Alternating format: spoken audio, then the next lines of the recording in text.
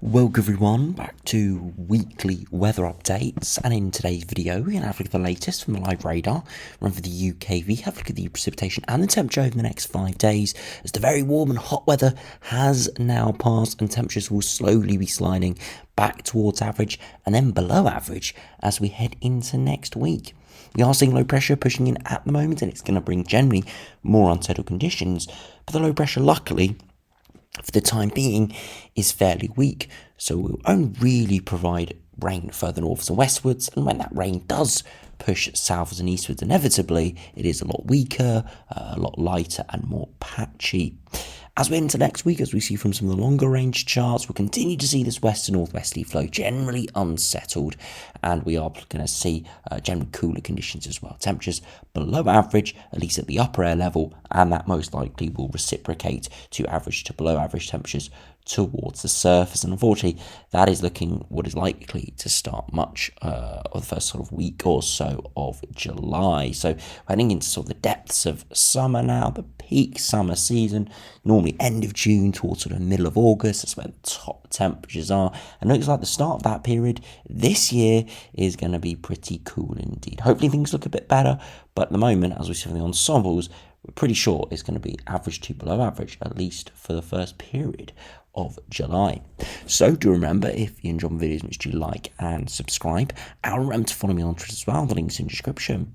Now, if you start on the live radar, you can see that we have got rain in the north at the moment across northern England and Scotland. It is heavy in places, but for the majority it's kind of on and off with light to moderate pulses. It is a fairly weak area of low pressure, so this will slowly sink southwards and eastwards, and it will lose a lot of its intensity as it does. Now, recording this around 11 p.m, you can see the temperatures are still warm further southwards. We have still had a relatively humid day, but the cold front is fully pushing through, and that cold air, or cooler air, sorry, will become more established within the next 24 hours. So if you have still felt it's a little bit oppressive out there today, it will be much better as we head through Friday and Saturday. Now, if you look at the latest UKV, you can see that rain in the north at the moment. It's going to slowly clear overnight into Friday, and there'll be a few showers around on Friday, maybe a few thundery showers, but nothing too crazy. Generally another sunny day, looking like much of this week, just the temperatures will be about 5 to 8 degrees cooler. Now, as we head into Saturday, could see some more rain further westwards and southwards, but as it pushes in, again, it loses intensity and doesn't make much progress eastwards, and it's just generally a little bit of patchy rain and some thicker cloud. As we head into Sunday, that all clears, and again could see some more rain in the north as we head into Monday to start July, but really it weakens and clears eastwards pretty quickly through Monday afternoon. Some heavier pulses maybe across North England, but for most, another relatively dry day, just temperatures now below average or around average. And the same could be said for the 2nd of July for Tuesday, where again, widely fairly dry, a few showers around, but the temperatures set back towards average or below average. So you can see, although the synoptic pattern doesn't look great, actually at the surface it's not too bad. With some strong sunshine around, even with the below average upper air temperatures, it will still feel pretty decent out there, and you could probably still get away with t-shirt and shorts out there. I think that's just typical for July. But yeah, definitely feeling much fresher out there. We'll have to wait and see exactly what is in store for the days following that, but for the time being, even though it is turning synoptically worse, actually at the surface it won't be all too bad.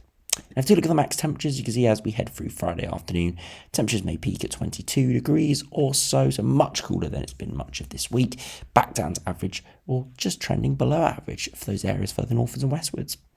As we head into Saturday, temperatures could rise slightly higher, maybe a 23 or 24. We see a bit more sunshine, brief bump in upper air temperatures as we do see a slightly milder sector move in within the low pressure system, but really it is still much cooler further northwards. See, for Sunday, temperatures not rising as high, maybe 20 to 23. So again, average to slightly below average, more below average the further northwards you go. And then for the first day of July, we start off generally average in the far southeast, low 20s, maybe 23, 24 at best, and more below average in the north. And the same could be said for the Tuesday, maybe a little bit more cooler conditions further southwards, only 21 or 22, and further northwards, again, maybe only single digits across parts of Scotland. You can see, although the surface temperatures may get to 23 or 24 across parts of England, that's still generally average for July, where we do expect those temperatures and regularly exceed that quite substantially. So it's really not too bad, but just statistically, compared to what we've seen this week, it will be cooler. And it doesn't look anywhere near as warm as some of the past Julys we've had, or at least past starts of Julys that we have had. We'll have to wait and see if things do warm up as we head towards the middle of the month, but for the time being, definitely looking like a cool and relatively unsettled start. Now, if you start for the longer range charts, we'll have a look at the latest GFS. Again, you see low pressure moving in at the moment. It's fairly weak and it does fill in quite quickly over the next sort of 36 hours or so, and that's why that rain does dissipate away. A brief bump of high pressure through the weekend, that's why it's looking fairly dry. And then as we head into next Wednesday and Thursday, we do see a more substantial low pressure system move in. So although it does look dry early next week, it could turn slightly more unsettled for the middle part of the week into the latter part, and again, more low pressure systems spiraling in off the Atlantic. So again, remains unsettled, and it remains fairly cool with those winds in from the northwest. Could be hints right there at the end that the wind could veer more southwesterly. Again, unlikely to change the conditions in terms of precipitation and cloud, but it could mean the upper temperatures are slightly higher, so it might give a little bit of a bump to those temperatures. But really, it's kind of minute details that we'll look at nearer the time. If you now have a look at the latest GEM, again, low pressure pushing in at the moment, brief ridge of high pressure over the weekend, and then more low pressure into next week, and it does again look fairly unsettled. And you can see there are cooler air masses mixing in, and generally the upper temperatures are around average or below average, unfortunately. So yeah, it doesn't look particularly great into that first full week of July, unfortunately, with temperatures generally average to below average. Again, probably still equate to 20 degrees in the south, but really not as high as we should expect this time of year. And if we finish for those long range charts, we'll have a look at the latest ECMWF, low pressure in at the moment, a brief ridge of high pressure over the weekend, and then more low pressure arrives for next week, and again it does go fairly unsettled. Doesn't dominate as much as some of the other runs that we've just seen, but it is still low pressure, and it still would have showers, and you see the upper temperatures are again below average. You see this pocket of cooler conditions spreading in from Greenland, and that's because that's where the low pressure is coming from with those northwesterly winds, unfortunately.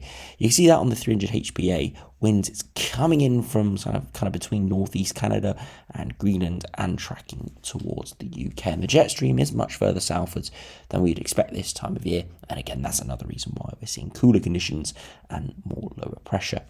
Now, to finish by looking at the latest ensembles, you can see this well reflected, generally average to below average now for the next couple of weeks. Precipitation continues to stay fairly low in the short to medium range, even though it was fairly high in some of the runs a couple of days ago. It does reduce as we get nearer to the time, so that it is a positive that we are seeing that precipitation doesn't look amazingly high.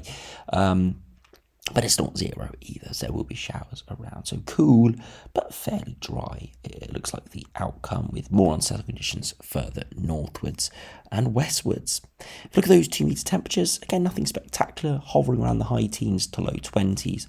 Up and down, there'll be a few days where it's 24, 25, like we saw from the UKV, but there will be other days where it's only 17 or 18. So we up and down, generally though, around that average to below average period. And you can see the latest ECMWF ensembles are fairly similar, kind of up and down over the next week or so. And again, medium to long range generally below average, a bit more above average, right in that extended range, but really nothing to write home about at this stage. We'll have to wait and see what happens. But for the time being, looking fairly cool, temperatures to average or below average. Rain returning for most, but not looking too heavy or widespread. And yeah, generally doesn't look too bad, but doesn't look great either. We'll have to wait and see, but July doesn't look like it's going to be starting off on a particularly sparkling note, but it's not going to be a washout either. So it's not the best what we could have, but it's nowhere near the worst. So we've got to be fairly content with somewhere in the middle. So anyway, thanks for watching. Hope you enjoyed. Subscribe if you're new, and I'll see you again for another video soon.